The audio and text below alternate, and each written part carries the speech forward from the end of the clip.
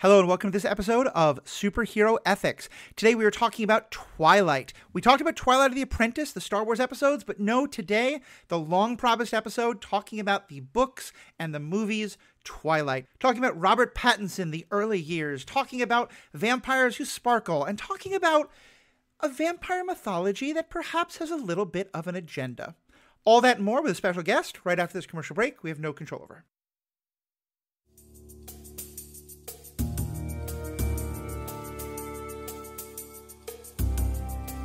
Welcome back. I'm Matthew, your host. I use they, them pronouns. I'm really excited because we have someone on today as a guest, Catherine Ray.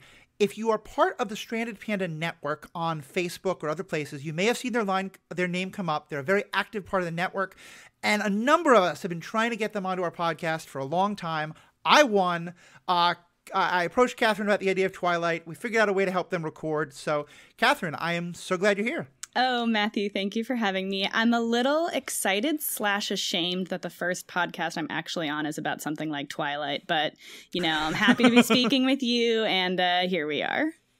There's a lot of perspectives on this that I can't give, and I knew that the two of us were going to have a lot of fun, both acknowledging why these things were so popular and that there's some, like not just ragging on the people who liked them, but ragging on the product itself quite a lot. So yes, I'm happy to hear about your experience, because this is not something I feel like we've ever talked about before, actually. So I'm excited to know what your history is with the subject matter, and I'm excited to finally divulge my own history with it. Definitely. There's going to be some sharing. There's going to be some discussion, and there'll be some sharing. There'll be some discussion. There's a lot of fun stuff for us to talk about with this. Well, and just so to get started, can you introduce yourself a little bit for the listeners, people who maybe have not seen all your comments online, who you are and kind of what your background is with Stranded Panda, etc., and your fandoms and the like. Oh, yeah, totally. So I'm a happy panda in the Stranded Panda Embarrassment, and I think I started listening to the MCU cast back after Infinity War came out, and I've just been so happy to be a part of that community ever since then. It's a really wonderful place to be, and if you are at all familiar with the Stranded Panda chat on Facebook, you know I am quite thirsty in that space, so happy to be a part of it. I've made some wonderful friends through it, yourself included, Matthew, and so I'm happy to finally be coming on a podcast about it. Awesome. Yeah, and we're definitely going to do another version of Thirstcast at some point soon. The public discussion about Obi-Wan has certainly led to that, as well as numerous male stars of the Star Wars and other fandoms announcing their status as daddy. Has generated quite a lot of feelings. I've been talking about that on myself on TikTok. By panic moments indeed. So we will get you back for that as well. Wonderful. So let's start with just Twilight itself, because I think a lot of people know about Twilight. Some people see in the books or movies, some people don't, but it's definitely a cultural phenomenon. Whether or not you see in the books and the movies, though, hopefully we're going to be able to carry along the discussion. But what for you kind of it sounded like there's a story there. What's kind of your history with these books? And because you were like the target audience age, I think, when they first came out, right? Yes. So I was I started with Twilight in 2008. I believe the book started coming out in 2005, but I got turned on to them in 2008, just before the movies came out. So I was in high school at that time. I think it was my junior year of high school, and I was a prime audience, just like you said, for these books and whatnot. So it was looking back, it was such an organic way of getting turned on to them. My friend Caitlin, actually, I think we were talking in biology class one day or something, and she was like, oh my God, I have these books. I will bring them all to you, and I will give them to you, and you can read them. I literally read them all in like 4 days. And I was like, okay, great, awesome, whatever, I guess. I'm not really like into vampires. And she's like, I'm not either. So then she gave me all 4. Don't worry, they're not real vampires, the books. So. So she gave me all 4 of these books. And then in 2008, I live in the Northeast, and in 2008, there was an ice storm that happened. It was the winter time. There was a bad ice storm. A lot of people ended up losing power. So I was without power for like 11 days or something. And so I would just it was also during Christmas break, so it was like a really ill-timed storm. Anyway, so basically I would come home, there would be no power, and by candlelight, I would read these Twilight books. So I ended up reading all 4 of them in something like 8 or 9 days. And so, of course, I was just so wrapped up in the story, and then the movies came out not that much later, and so I was just in it for sure. And of course, I was also in high school, so I had no idea about a lot of the things that are really problematic about these. So it's been really interesting interesting I mean, there's kind of been like a Twilight renaissance going on. And so it's been really funny to kind of hear what people are saying about it now and to kind of revisit and remember how absolutely obsessed and into these I was when they came out, and kind of questioning and interrogating what that says about me when I was in high school and what kind of a headspace I was in. And it's interesting from that perspective, but it is something I'm not ashamed is not the right word, because I'm not ashamed. I was in high school, but it's just, there's a lot to talk about for these, and especially for people who have never got the chance to interrogate why they liked them and what was going on in their life when they were into them. So definitely one of the reasons I'm excited to be here talking to you today. Well, and that's, it's funny, as you said, we hadn't talked about them much, but I knew in approaching the books, I wanted to kind of hit two things, because I wanted to talk about the toxicity in the books and all the ways that they do appeal to that audience in some very problematic ways. But I feel like there's a double-edged sword here, because there's also, I do think that a lot of the derision that the books and the movies get, 90% of it very well justified, including from its own stars. Robert Pattinson hates these movies. His commentary tracks are hilarious. But that also, there is this element of, oh, this is a thing teenage girls like, so by definition, it's ridiculous, and Turning Red, I think, actually did a great job of like challenging some of these things more recently. But I knew from other discussions with you that was something I think we could really get into, is that duality of like, there's a lot of problems with these, but also let's talk about why they were popular and why that's problematic, but also how dismissive people were of that is also problematic. Because I think in some ways that may be part of why, like, we never really looked, a lot of people didn't look at how toxic they were, because it was just, oh, it's stuff for young girls. So like the YA for boys, let's talk about that. But the romance stuff, who cares? Exactly. I think a lot of these got written off as simply like tween vampire dramas. And then I think all four of the movies like collectively made over $1 billion or something. I mean, the books have been translated into like 37 languages. It's such a popular thing. It's hard to not want to kind of get into that and look at it a little bit more seriously. Definitely. Well, and so let me talk about my own history with them for a second, because it's very different. I'm so curious, to be honest. And it's going to come out of left field, I'm sure, because I had to read these books for work. So I was one of those who didn't really know much about them, and then definitely did kind of write them off. My own kind of shame about it, for sure, and we'll talk about that. But at the time, I was working for an organization called the Religious Coalition for Reproductive Choice. Basically, it was a religious organization of all different interfaith organization that was working for reproductive justice. So pro-choice, supporting birth control, supporting access to contraception, actual good comprehensive sexual education. Work that I'm certainly not thinking about in regard to any current political discussions, as I'm recording this on the 3rd of May. But putting that aside, till we get to the third book, I was asked by my boss to read these because they were being talked about all the time on the other side of those questions. And here's a story I don't think many people really know the full details of, but I think it says a lot about these books and helps to frame the conversation.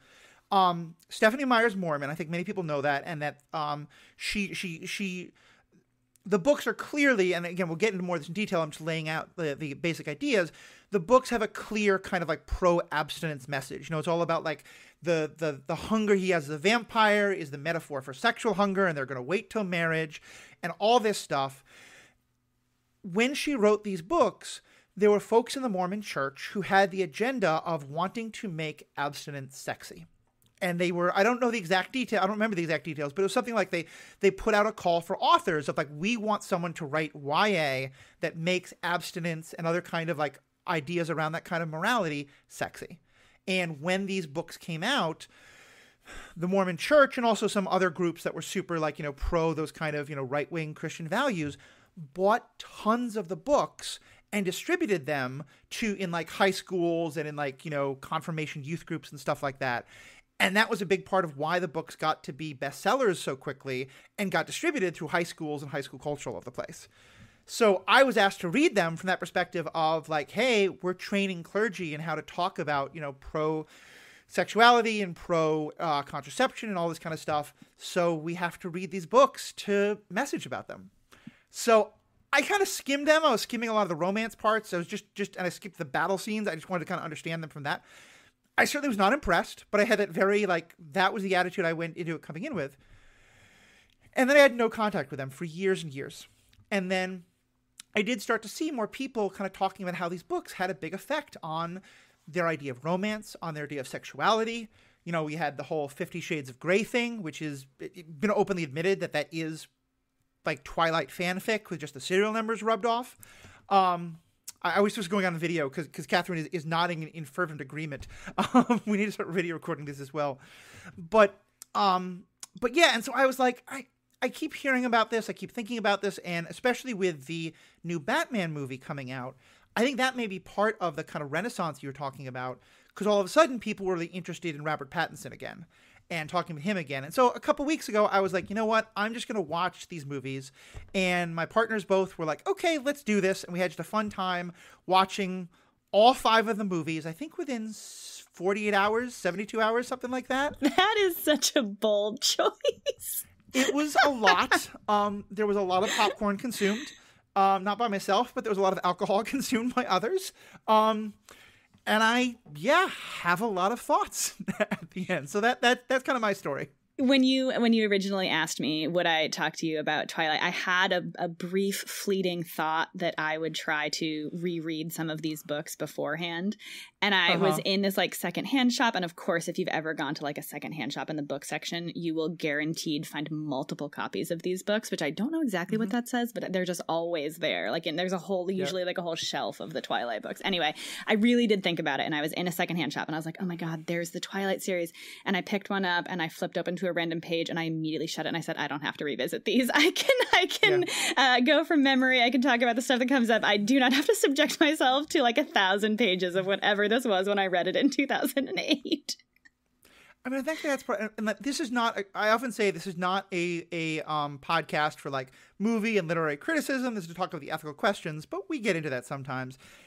I think even the people who are still fans of them will admit they're pretty badly written. Like, just in terms of, like, use of adjectives and adverbs and, like, sentence structure and things like that. Oh, totally. Yeah. And, yeah, that specifically that Twilight Renaissance I kind of mentioned, a lot of it is people admitting the camp of it and admitting their own enjoyment of it. And I'm the first person to say that there are plenty of campy things that I like and that I don't think there's anything inherently wrong with liking something, especially if you know it's bad. I think, especially with the state of the world, it's kind of nice if you have an escapism that feels good for you and whatever. So that this is not a condemnation of having a problematic fave, because as we both mentioned, I'm a huge fan of the MCU, and some of those movies are like straight up military industrial complex porn. So I am the first person to like not be making fun of you or pointing fingers for having a problematic fave, because plenty of my faves are problematic. I recently did an episode of the album concept hour with Ashley Coffin, also from the Stranded Panda Network. And we talked about something that had been one of my favorite albums of all time when I was a kid, Guns N' Roses' Appetite for Destruction, which the lyrics of it are, as a 10-year-old, I didn't notice, though it probably actually influenced me a lot more than I would have thought. The lyrics are not the most progressive. They're actually downright horrible. Like, if you think, like, Blurred Lines is bad, this is, like, 8 million times worse. Blurred Lines is bad.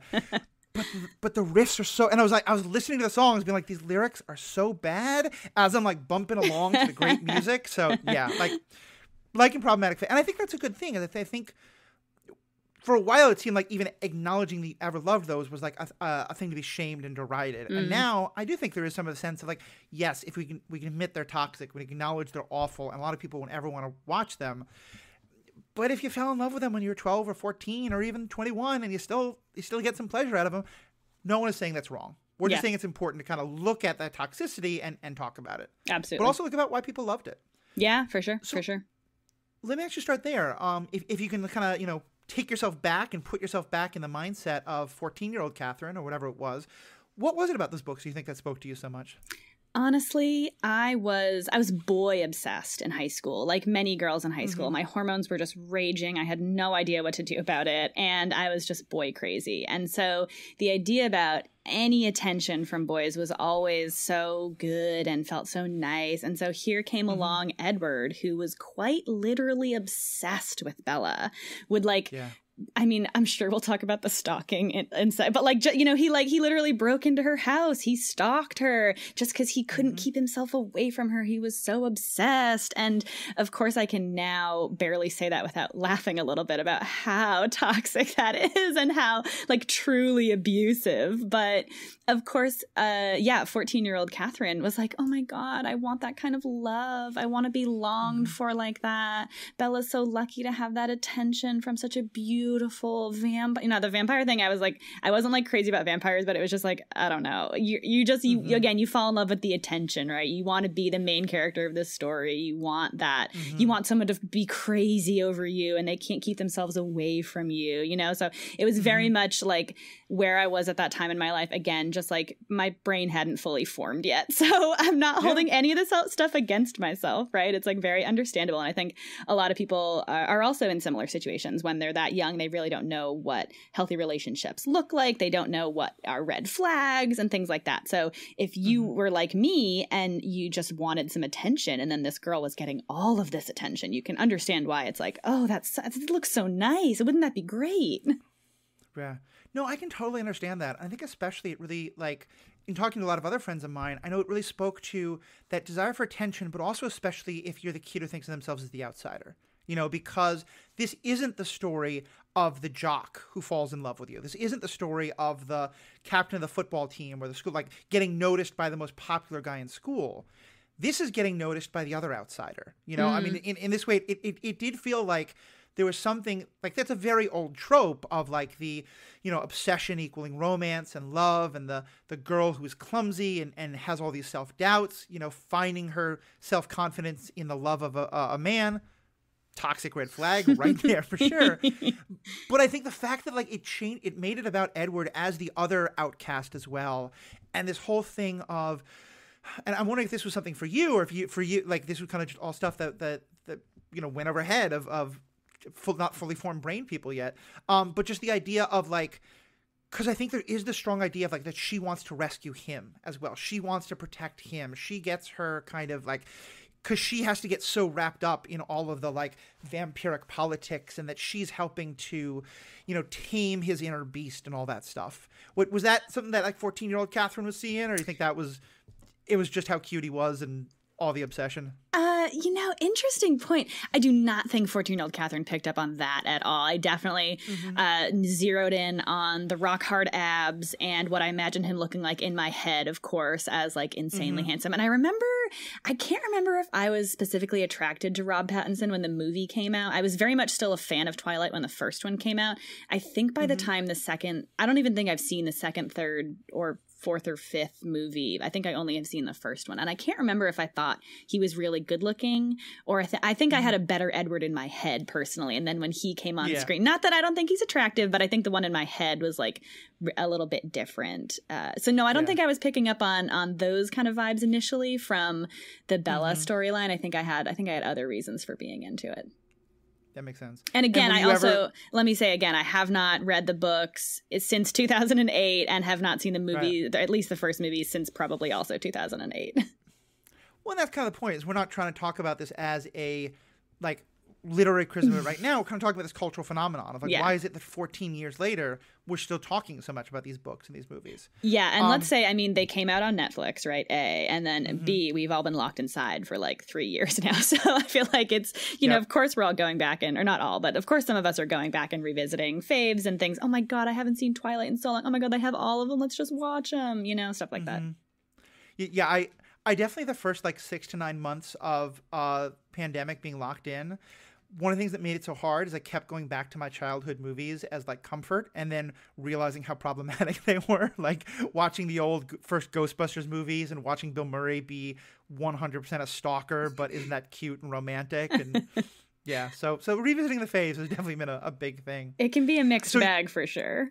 What kind of response did you get about being a fan? Like, was this something that you like talked about? Did you get kind of like family or friends kind of supporting you, or were there a lot of eye rolls about like, oh God, another girl is into Twilight, or what kind of response did you get? Oh, good question. So I remember, again, that friend of mine, Caitlin, gave me the books, and I remember also being equally just obsessed with them. And then I passed them along to another friend of mine. So I was just another like link in the chain of like passing along this obsession with girls.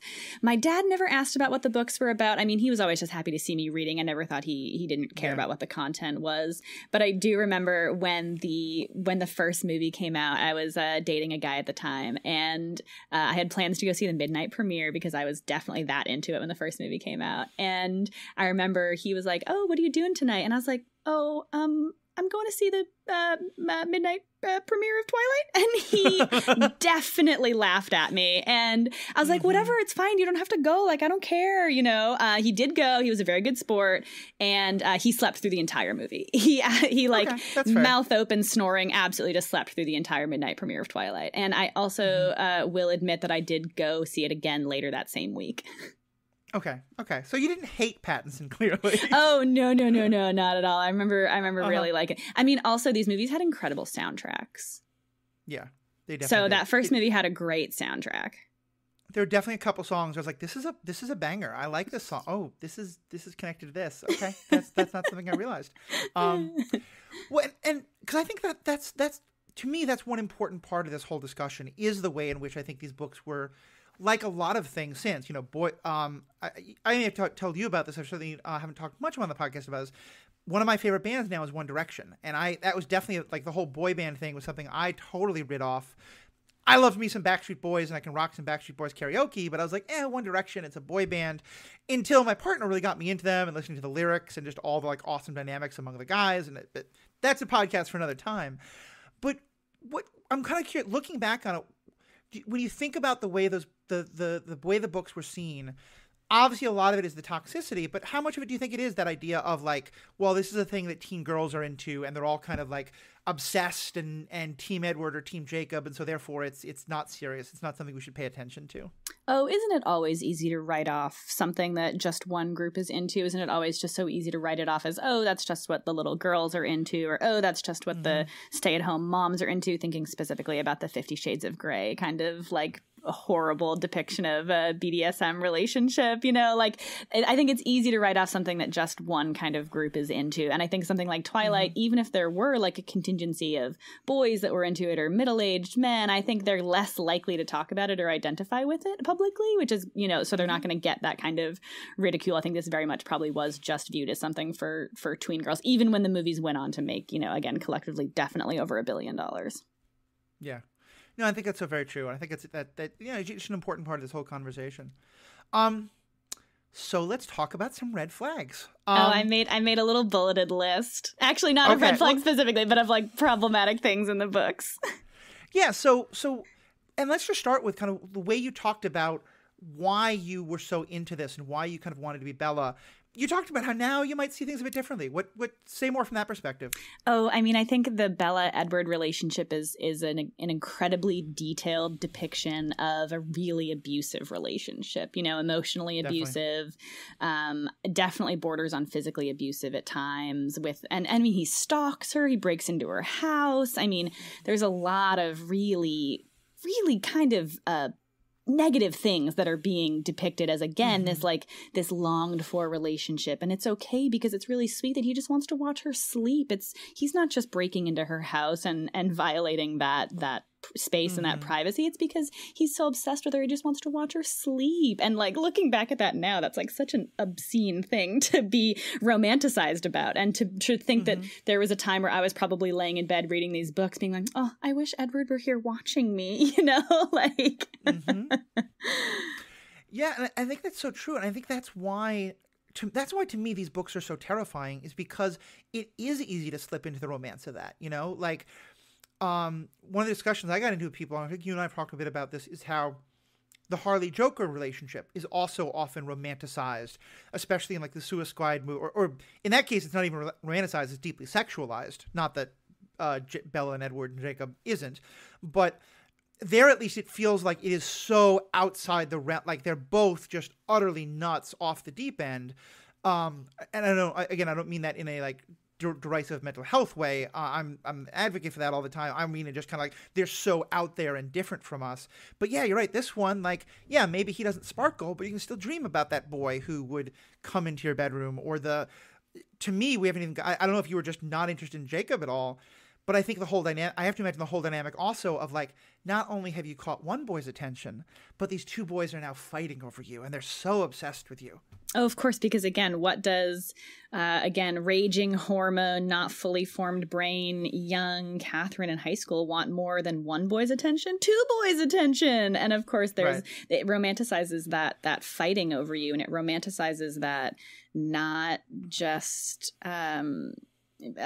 being clear about what's going on or stopping that kind of confrontation between two people or three people. It really digs into that Jacob. I remember like Team Jacob, Team Edward stuff was everywhere. Shirts, notebooks, there were pins. Like it made a statement. It was like a conversation starter if you had one of those things on, because other people would be like, oh my God, wait, what? You're Team Edward? I'm Team Jacob. I remember that kind of stuff was everywhere.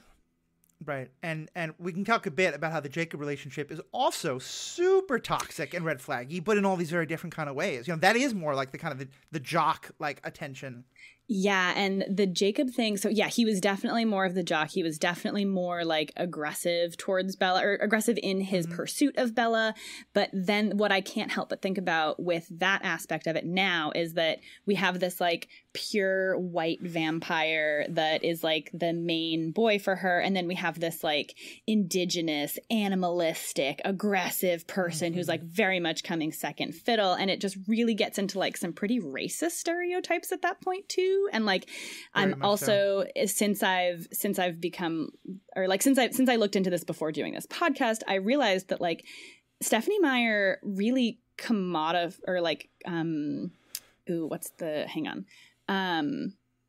Stephenie Meyer really used the Quillette people without their consent. She used their history, she used their names, she used their stories, and they never made a dime. There was no royalties paid for this. So not only did she depict them in this really awful light, but they never even made any money off it. Like half that tribe lives in poverty. Yeah. And so here is this depiction of, again, this Quillette native person who can't control himself, and he's literally a beast. And it just, and you're like, oh my God, this was like barely veiled racism. Whether she intended that or not, that's what it is. Oh, I think it absolutely is. It's racism, it's cultural appropriation, like to a T. And I don't remember too much about that part of the books because, again, that wasn't the focus. I was reading specifically for the sexuality aspects. But watching the movies, the portrayal is so racist and is so like, all the sort of like the depictions of Native American rituals and stuff like that. And then later in the last movie when, you've got like there's a couple of Brazilian indigenous people who are just, I mean, it looks like out of some, an exhibit I would have thought to see in like the Museum of Natural History 30 years ago when it was like, look at the wild savage peoples. The racism there is everywhere. Yeah, and of course I don't mean to make it sound like if they made money off it would be okay, but it's just another aspect of it, right? That like not only were they depicted this way, but also she just used them and they've never gotten anything from it at all. Yeah. To me, the money is like, if there's some level of consent from the group, like that they have buy-in to it, you can get into the politics of it all, and like, it doesn't make it better, it doesn't make it okay, but it does change the dynamic at least somewhat. One of the things that strikes me as well so much in that dynamic between the two of them is how little agency she has. It's like, rewatching the movie, I knew I'd thought this already. It made me realize how much Hunger Games was a very conscious response to this, in that in Hunger Games, Katniss is very clearly being like, okay, now I need you. Wait, no, now I need you. Now I need you. Talk about from that perspective, like kind of how you see it now in terms of what's Bella's role in this love triangle. Oh, this part of this makes me, I really hate to admit that part of this makes me want to actually reread them now and be a little bit more critical of it, because I can't remember if there was like a big focus on how she felt. I do remember there was, Edward and Jacob were definitely both involved with all of the books. And then I know we're going to talk about the imprinting thing with Jacob at the end. I know we're going to talk about that. But I don't remember how she felt, which is probably actually kind of telling, right?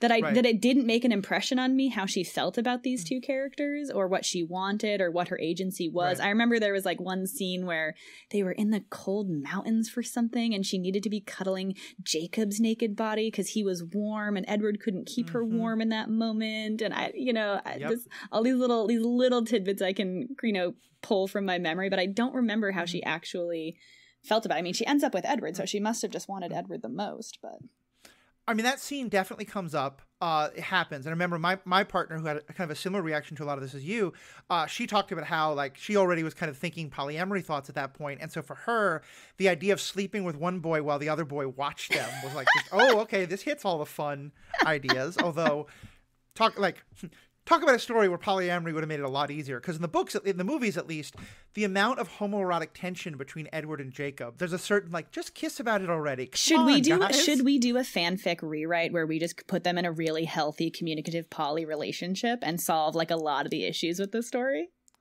I mean, I love the idea that you don't think that would be the 5,000th of that would be done. But yes, I'm all for it. I'm definitely all for it. You're right. How could I say it? I've never once tried to look up Twilight fanfic. I'm literally positive that already exists. Oh, I'm sure it does. Like I said, we've had published books and movies of Twilight fanfic for all intents and purposes. So I think that's such that idea of being fought over. And I'm kind of throwing things out, but after this one, actually, I'll just kind of let you kind of take the reins in terms of what's on your bullet list. But for me, one of the things that comes through the movies so much, and I talked about how this idea of like abstinence being sexy and things like that, but there's such this gendered idea of how you talked about how he can barely contain himself. Both of them have this like animalistic that it feels very much like a metaphor for lust of they have to, and part of what, at least in the movies, I think, and I think in the books as well, part of what she loves about is that they are able to hold back, that they're so close to the edge of just needing to take her you can extrapolate that in all the ways you can, but that they hold back, and what makes them so wonderful. What was kind of 14-year-old Catherine's and what's kind of modern day Catherine's take on that?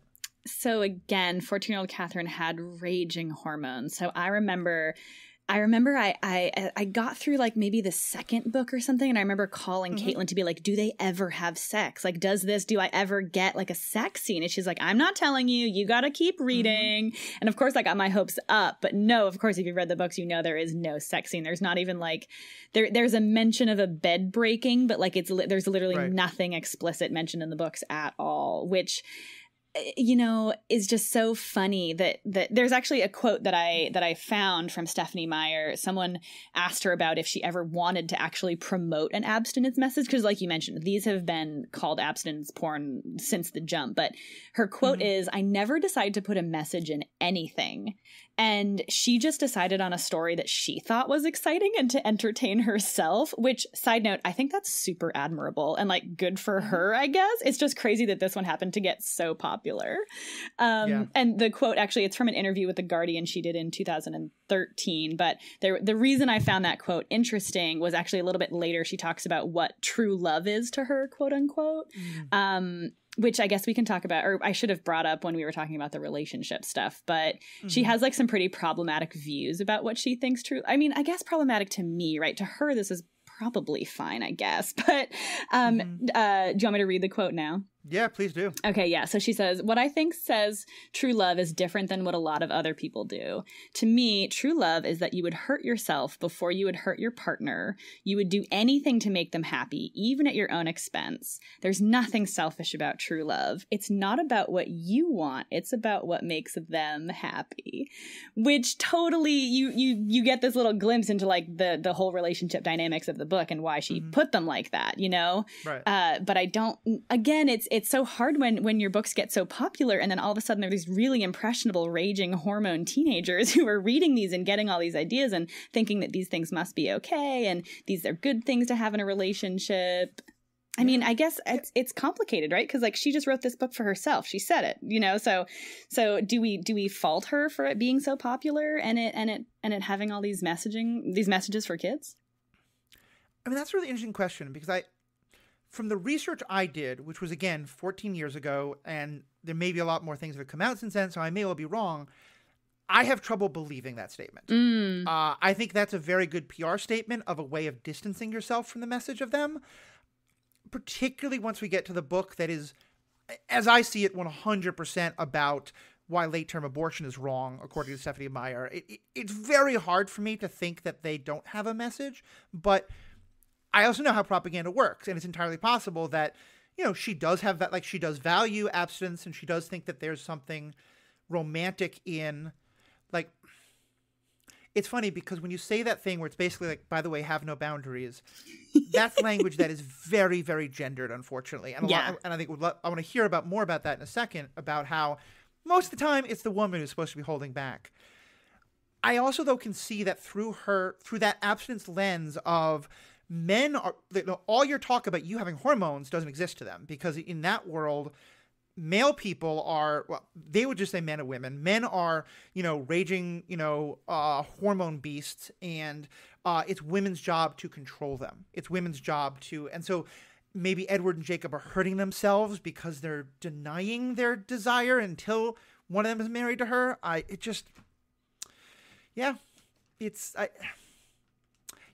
don't know where she stands, but it's one of those things where, like, I don't know what she was intending, but certainly I think we can say the book did an awful lot of damage, you know? Oh, I mean, it certainly, again, promoted some really crazy messaging. And what you said earlier about they were trying to make abstinence sexy is just so funny to me, because nothing is sexy about abstinence.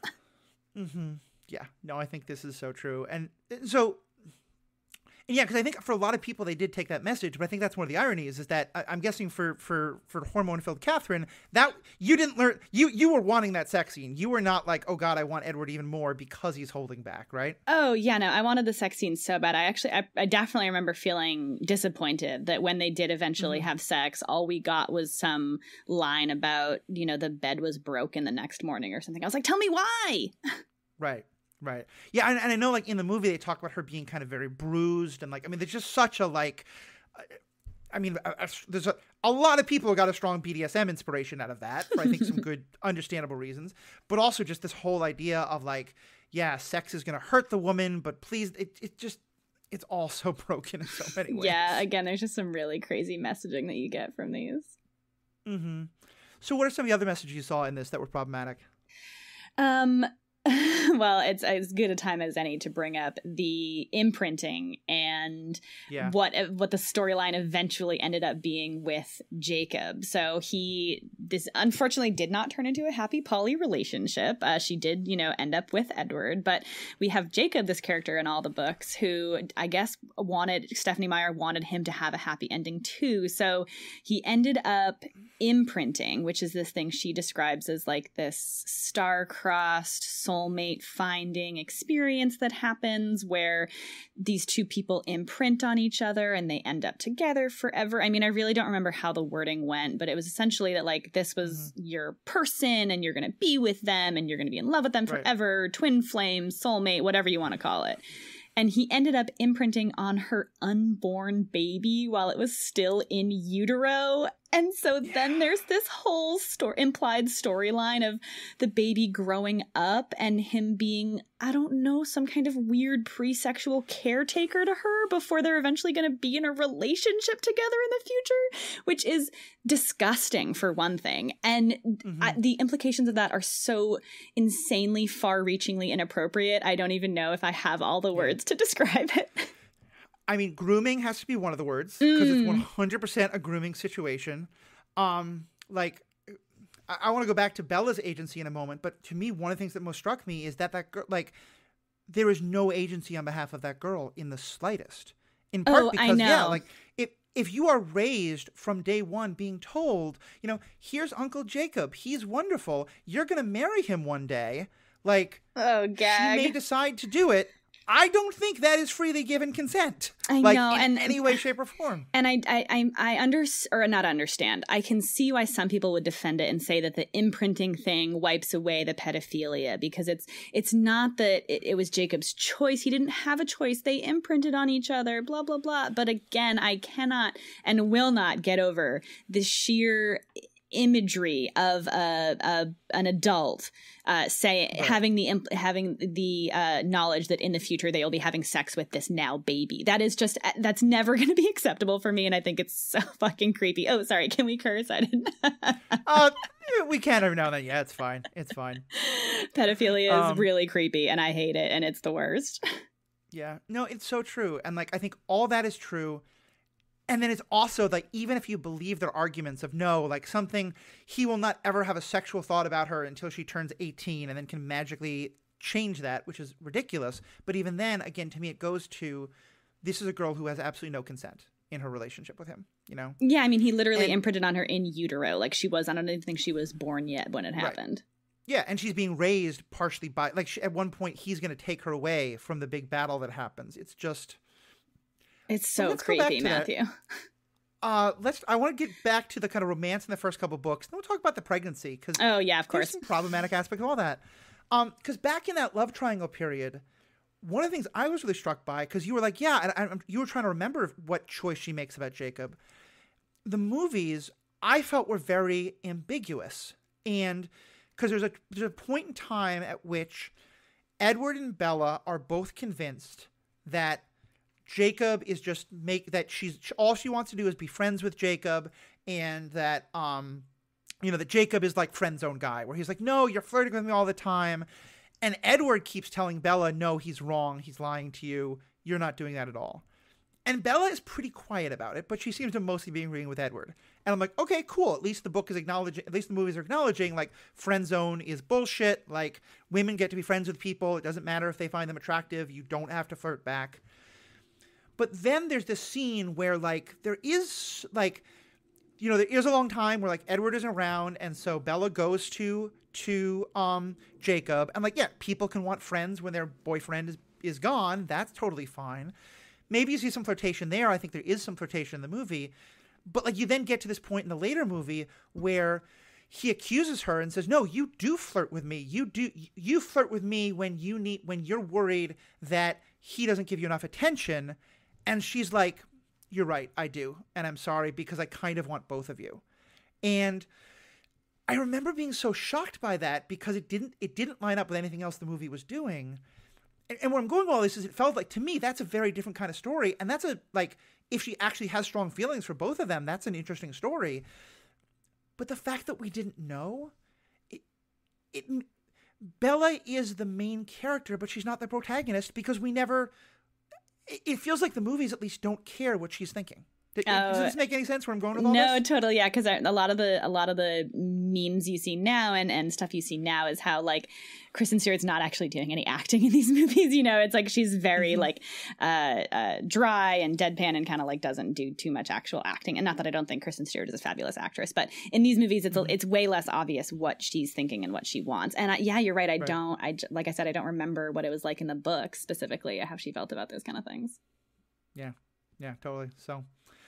Okay, so let's get to the pregnancy, because what they have sex on their wedding night. Everything seems to be good. The bed breaks, which, hey, beds breaking could be a sign of a really good time, but it's definitely in this couched as like, because he's just so dangerous and terrible, but she's willing to, as you said, hurt herself for him. If it hurts, something is wrong. If it hurts, you don't like it, something's wrong. Lube is a good thing. Sorry, had to say that. But yeah, so in this pregnancy, tell us a bit about how it's portrayed in the books and how it might not be might be seen as metaphorical for something else in her own world. If I remember correctly, she gets pregnant when she's still a human. So there's a whole like human vampire baby hybrid thing happening inside her. And the dad figure, I should say, is a doctor. And so they're figuring out what's going on, and the baby is like growing really fast inside her, so it's really dangerous for her. I think she starts having blood cravings while the baby is in her, if I'm remembering. There's like a weird sippy cup blood scene, I think, happened at one point. Those exact words. Yep. Yeah, and then it starts getting really, I'm totally going off like digging deep in the memory wells here, because like I said, I did not want to reread these before we did this. But yeah, there's something about the baby is like really bad for her. It's like really super unhealthy, and there's a question of whether or not she could even survive childbirth. And then it goes into the whole discussion about her turning into a vampire again. And there was huge discussion. Like, every member of the family was involved in this, if I remember. Of course, not Bella's dad, because she just lies to him for the entirety of these novels, which is a whole nother weird thing. You should definitely not be lying to people you love in your life and who love you because of a partner. Anyway, I mean, there was this whole big discussion about, like, how to save the baby. And Edward was like, I mean, shouldn't we also be worried about Bella? And, like, even, I don't remember how Bella felt, if she was more concerned about the baby or herself, but... yeah, there was like a really weird pro-lifey kind of thing that went on that with that whole pregnancy. Yeah, it really was. And this was actually why, because my work did a lot of stuff around like pro-reproductive justice, like abortion doesn't have to be, it isn't this terrible thing, like, you know, shouldn't be seen as like sinful or wrong or anything like that. And yeah, the book is like a lot, especially in the movie, but even in the book, a lot of the language that's used in terms of the danger that the baby is causing to her is the exact language that's used in terms of like ectopic pregnancies or other pregnancies that will literally cause a risk or even the death of the mother. Wow. And it's not, if the absent stuff is somewhat couched, this part of it is not. And like, even in the movie I was watching and I was like, you'd think for the Hollywood, they would lessen that. But like, there's a scene where, like, you know, Edward's talking about the fetus and, like, Bella and another person snaps, baby, it's a baby, call it a baby. It was really? Oh, my God, I don't remember that at all. There's a woman who became a vampire and has always regretted the fact that she couldn't have children and does this whole thing to Bella that, like, it's kind of like your duty to have this child because I can't. And it's like it's so... Wow. Oh my God. I had forgotten all of that. Is that the mean sister that feels that? Yeah. Sister in air quotes here, because again, this is not an actual family. It's a found family. True. Yeah. Not in a biological sense. I was going to say it's not a blood family, but it really is. But yeah, in a different kind of...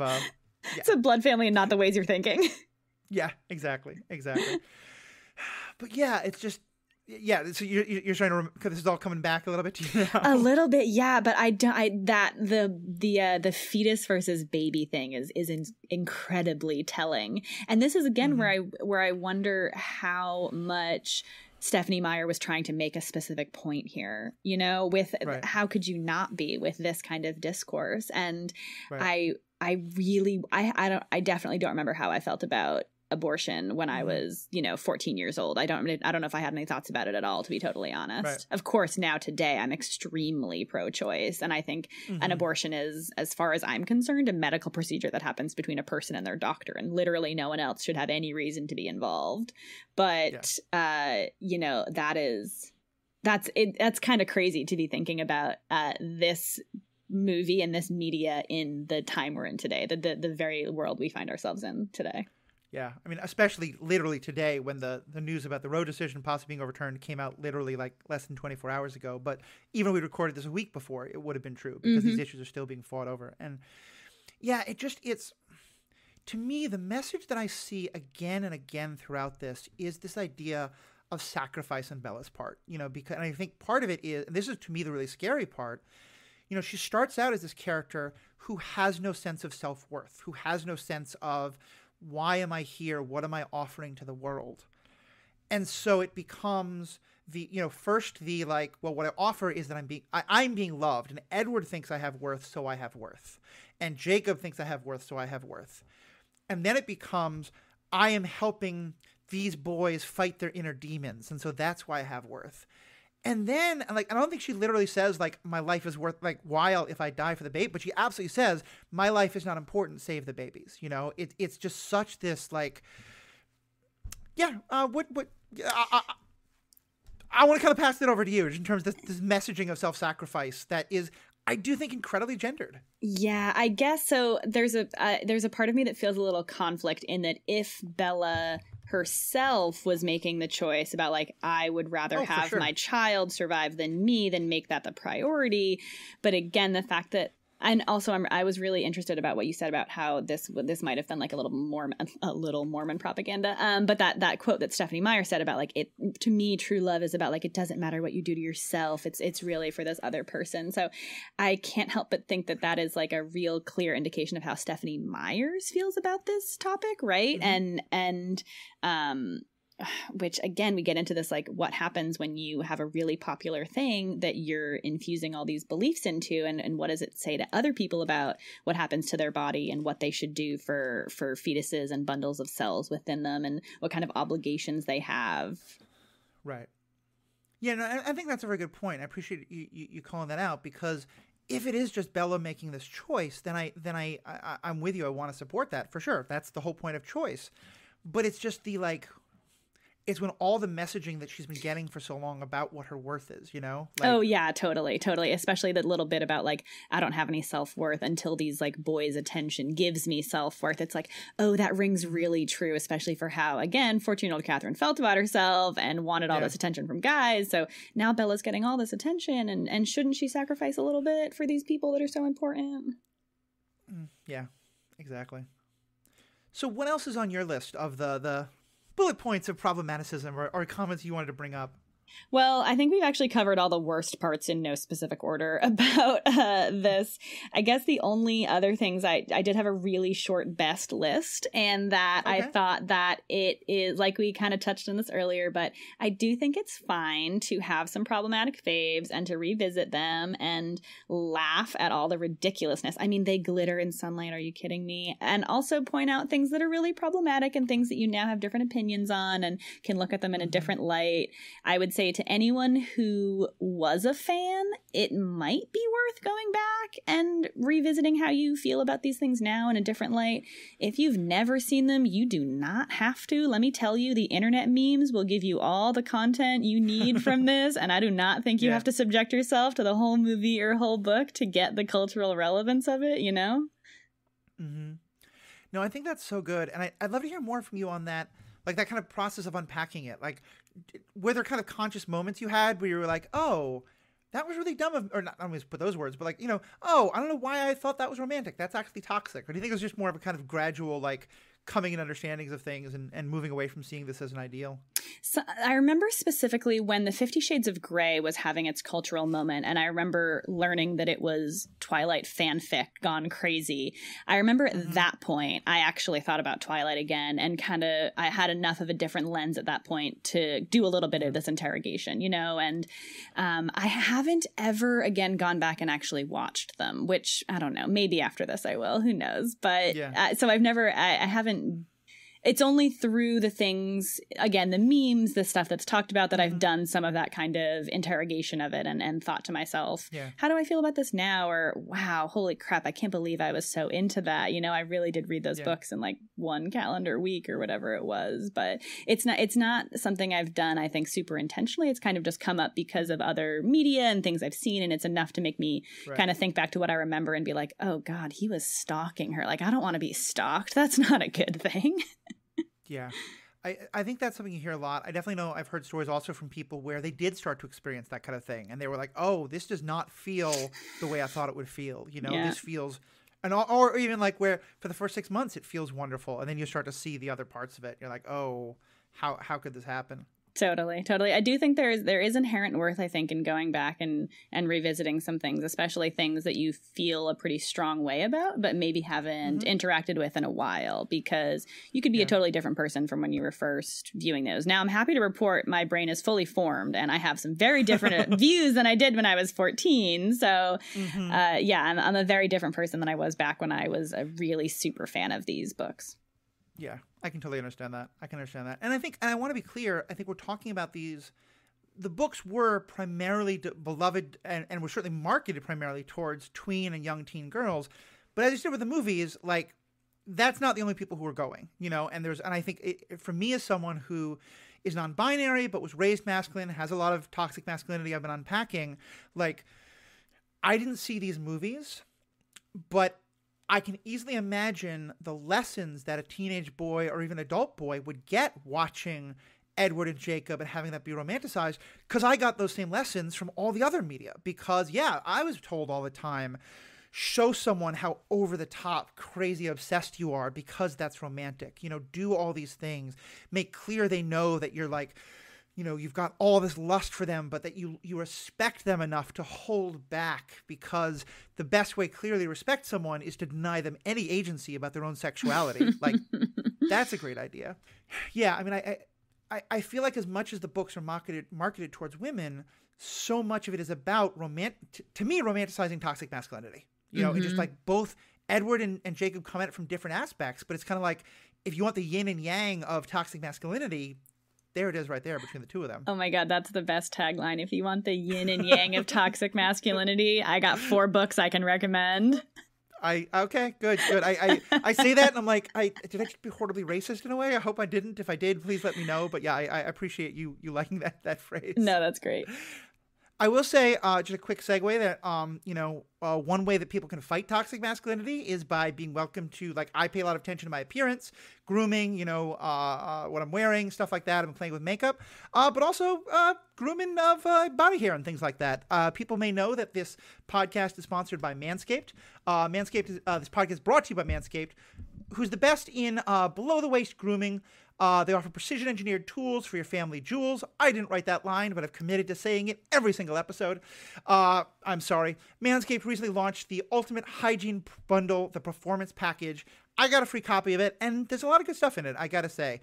There's the products for trimming are a lot safer than others I've used before and have done a good job. There are various deodorants and lotions and things, and it's funny because I'd never really given much thought to it because it always seemed kind of ridiculous. But giving some thought to, why is it that it's ridiculous for me as a masculine person to want to groom that part of my body and want to have, like, feel, more confident about myself or things like that?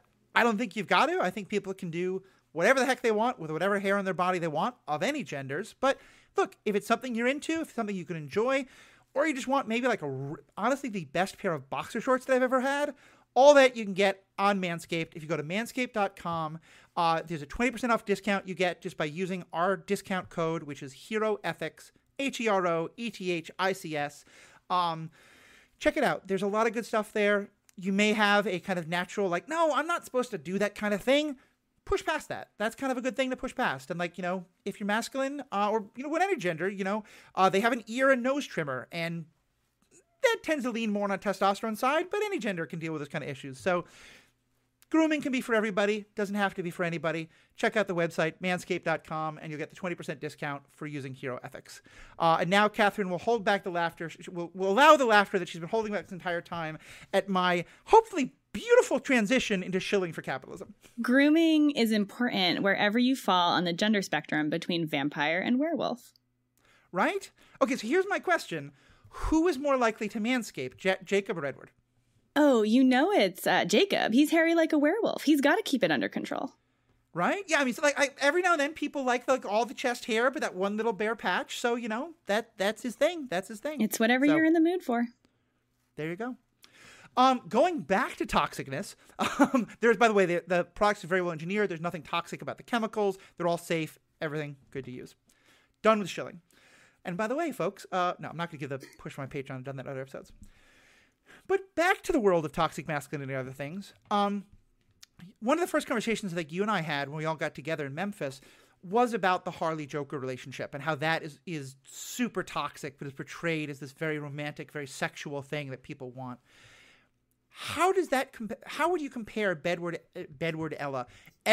Bella to Joker Harley in terms of, like, which one you see it, like, it's different kinds of toxicity. One is aimed more at teenagers, one is more adults, but kind of how do you compare and contrast those two? For sure. I'm definitely not crazy familiar with both of them, but the perspective I have on it is that the Harley Joker is probably a little bit easier to separate yourself from, in that it exists in this, like, different kind of world, and we do not that we exist in a world with Twilight, right, sparkly vampires and werewolves or anything, but Bella is definitely just like a regular kind of girl who gets caught up in this kind of stuff, whereas Harley Quinn is like, she's a super villain at a certain point, so it's she's also, I mean, a lot of people root for her, a lot of people root against her, whatever, but there's a whole dynamic about these two bad characters who get with each other and they're bad to each other, and it's fine because they're both bad, whereas we're given this, like, very puritanical view of Bella in that she's never really done anything wrong, and then she's embroiled in whatever she's embroiled with, you know? So it is interesting how many pop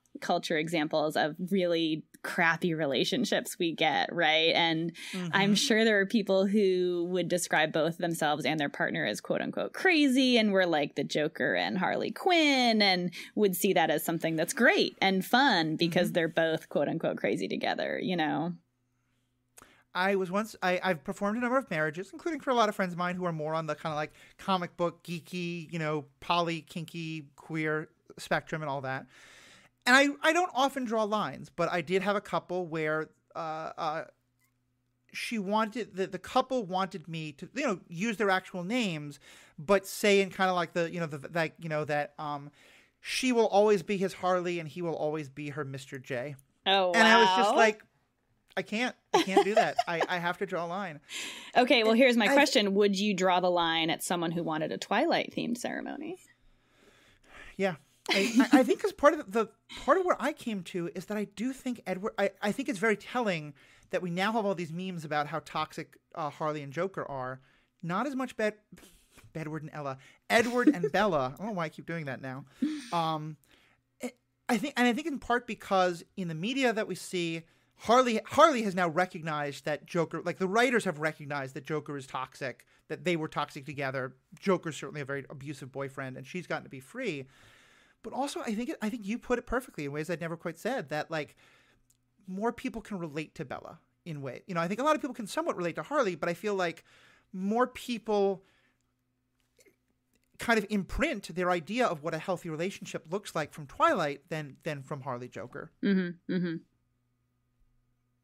Which is not to say the other one isn't super toxic as well, but also, you know, just different ways. Yeah, exactly. What's your as someone who either the ethics of it or just like your feelings on these kind of stories in general? You weren't really a vampire person, you said. How'd you feel though about them being vampires and the sparkliness of it all? I remember even as a 14-year-old, and not being like a super vampire fan, I thought the sparkling was so silly. When I remember thinking it was so silly when I read the books, and I was like, why did she do that? Like that was such a curious choice for me. Even again, when I was like really wrapped up in it, I remember thinking the sparkling was really silly. I guess I'm still not really. I think I feel pretty neutral about vampires. I guess something that always makes me giggle is how messy of eaters they always are depicted in pop culture. Yep. There's always blood like running down the person's neck, and I'm always like, isn't that like real good food for you? Like, why you're all such messy eaters, you know? Like you'd think they'd be really kind of clean about that kind of stuff. And they're all wearing these like gorgeous 18th century gowns or like poet shirts that, you know, none of them can go in a washing machine. Like this is a real problem. Oh, you know what? Something we didn't talk about before that always, or not always, but I'm just remembering as a weird thing. Edward is technically like 100+ years old when he falls for this 17-year-old girl. Also, let's be real. If you had eternal life, you would not spend it in high school. No way. No one wants to redo high school like that. You simply would be doing other things with your time. Yeah, I think, and to me, it kind of all adds up. I think one thing Stephanie Meyer wanted to do is have both the romanticism of vampires, because there is a lot of romanticism and a hell of a lot of eroticism in those stories, but also make it as basic and plain and as safe as she could. Like, to me, part of the whole thing about like they only walk in darkness is that idea of like all that you're giving up. And yeah, I was a vampire kid. I played the role-playing game. I read all the Anne Rice stuff. I dressed in all black. I was that kid, annoying as it was. Then I discovered color can be a fun thing. But like, I think that, you know, and so there's a part of me that's a little bit gatekeepery and I have to fight that. Like, no, we can have different ideas of vampires, but also like, yeah, the vampire part, it feels like they're made safe. But also what you said, if a 30-year-old person is hanging out at a high school to pick up people, we think of that as incredibly predatory, because the idea is that person is much more, I think you were kind of saying this, much more vulnerable. You know, Bella is very vulnerable to him in a way an adult woman probably wouldn't be. Yeah, so to me, that's I'm really glad you brought that up. I'd forgotten about it, but it's such a toxic alarm bell. Yeah, and we're also supposed to believe this 100-year-old dude has never gotten it in, never with another vampire, never with a human. Like, again, the abstinence porn thing is ridiculous. I don't think he's portrayed as a virgin in the books. I thought he was. Oh, interesting. Okay. I thought he was. I could be misremembering.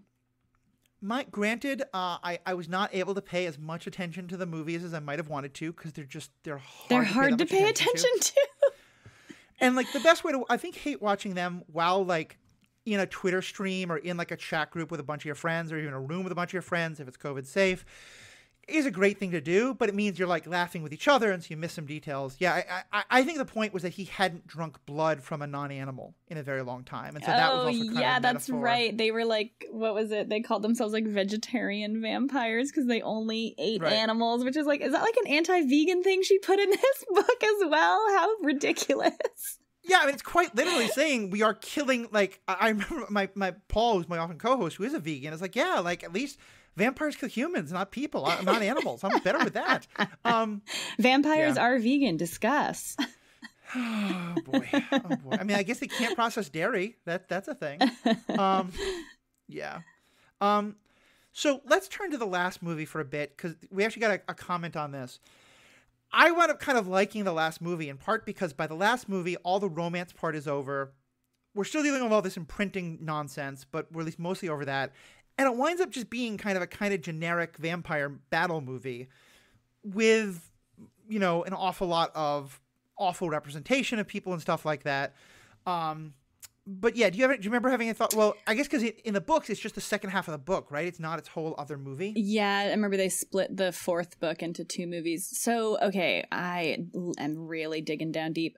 The only thing I remember is she has some kind of mental power, some mental force field powers that she gets when she turns into a vampire. Mm-hmm. And I remember literally nothing else. I'm so sorry. I'm about to be able to contribute nothing to this part of the discussion. I cannot remember a single... Why were the other vampires evil? What were they doing? What's going on? I have absolutely no idea. None of it is explained. The actor... I think oh, it's good. Martin Okay, Sheen. I'm not actually missing much then. It's not Martin Sheen. It's who's the actor who played opposite David Tennant in Good Omens? Ooh, can't think of the name right now. Is it not Martin Sheen?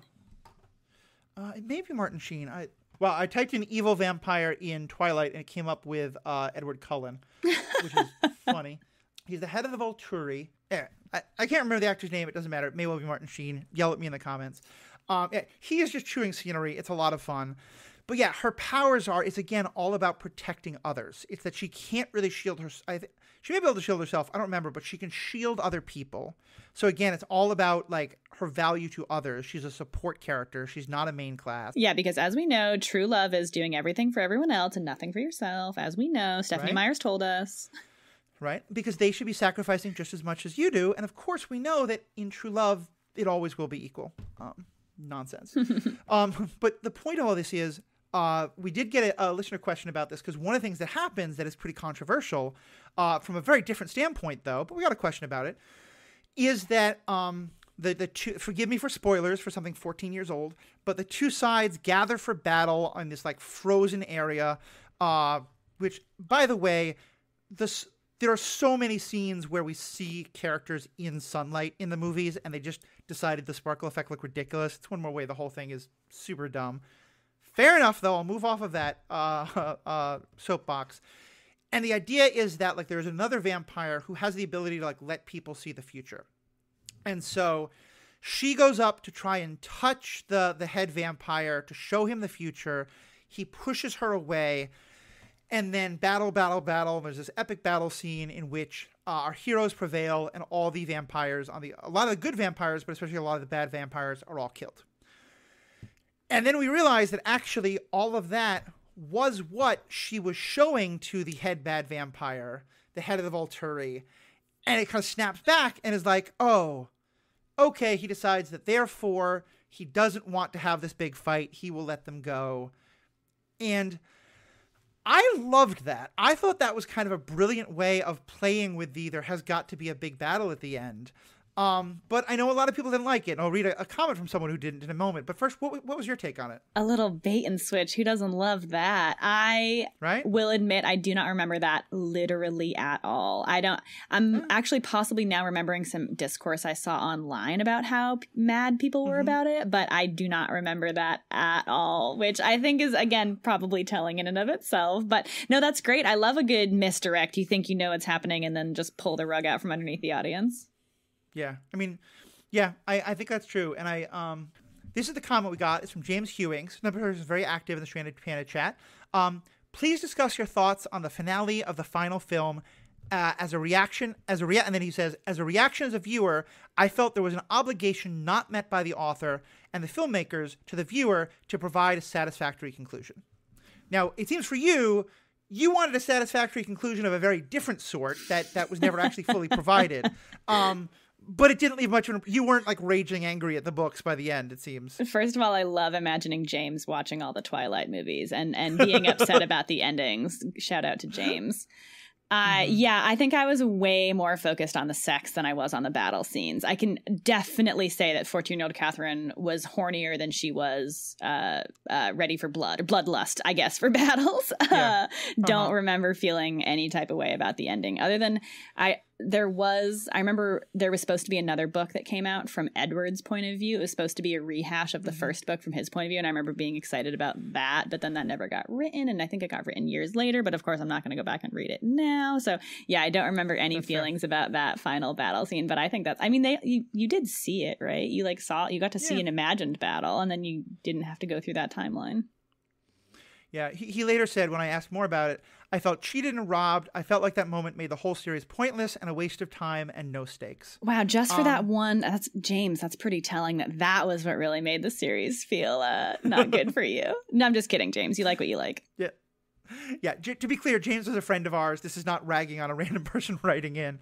Yeah, I think I'm kind of the same way. Like, I people like what they like. They don't like what they don't like. I have very strong feelings on some movies. I have very strong feelings on pineapple on pizza. People don't have to share the feelings that I share, and I think vice versa. I think for me, and it may be because I was never invested, I never really cared much about these characters, but I was like, oh, mostly I think I was like, Stephenie Meyer had an original thought?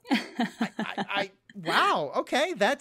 So much of it had just felt like old rehashed cliches that I was like, that's kind of awesome. I like that. And for me, it kind of reminded me of the Dormammu moment at the end of Doctor Strange, of this idea that like sometimes you can show someone the consequences of the road that they're on and how it's going to lead to terrible things for both of you. And they can be like, cool, okay, I'm out. Never mind. Like, love that. I've heard many others who didn't like it. If you didn't like it, that's totally fine. I'm not defending these movies or these books by any means. We on this podcast are fans and supporters of changing your mind. Exactly. Definitely true. Yeah, so is there any other last things that you didn't get to bring up or that you wanted to touch on, or just last questions or thoughts you want to throw out? Just +1 for the idea of doing these as a video thing, because then everybody would get to see how wonderful your hair is and how dapper you're dressed. Well, thank you. Thank you very much. I will put up a picture or two. I appreciate that. Catherine, it's been so great to have you on. I hope that, as I said, we've kind of broken the seal now and you can become a semi-regular, recurring guest star on this and other podcasts, because I love your perspectives, and I love how open you're able to talk about like where 14-year-old saw it and where you are today. Because I think for me, that's the most important part of Twilight, is understanding like those two different perspectives. Of course. Thank you so much for having me on, Matthew. It's always a pleasure chatting. And please, I really need to now talk about something that's not Twilight and redeem myself in all the ears of the listeners who heard me talk about Twilight for as long as they did. If I remember, you're a pretty big Star Wars fan as well, right? So we'll get you on, and I won't ask you anything about what 14-year-old thought of Obi-Wan Kenobi. We'll definitely get you back. And to our listeners, what's your opinion on all of this? Were you a Twilight fan? Were you a Twilight hater? Do you still want to defend the books? Are we pointing out things that you haven't seen before, that there's even more stuff we haven't pointed out? Would love to hear your thoughts. If you go to theethicalpanda.com, there you'll find all the ways to find us an email, Twitter, Facebook, all those kind of things. Would love to hear your thoughts and feedback. If enough people write in, I will reread all 4 of the books. You heard it there. You heard it. What are we going to say is enough? Maybe like we need 100 comments? 50 comments? Yeah, 100 for sure. A nice even number. Okay. We need 100 people to say, have Catherine read the books, or some version of that. We will get Catherine to read the books. We will get her back on. We'll maybe even get her to we'll do like a kind of check-in every now and then. I'll be like, all right, for 10 minutes, where are you in the books? What's going on? I'll do a dramatic reading of my favorite scenes. I love it. Yeah, actually, that could be really great. So yeah, definitely write in there. Check that out. You'll find us on Facebook, on Twitter, all the places. We'd love to hear your thoughts. If you are inspired perhaps to do a bit of grooming or to perhaps give a gift of grooming to someone in your life, check out manscaped.com for all genders. 20% off with the promo code HeroEthics at manscaped.com. On behalf of myself, Catherine, everyone involved, thank you all so much for being a great audience, and have a great day.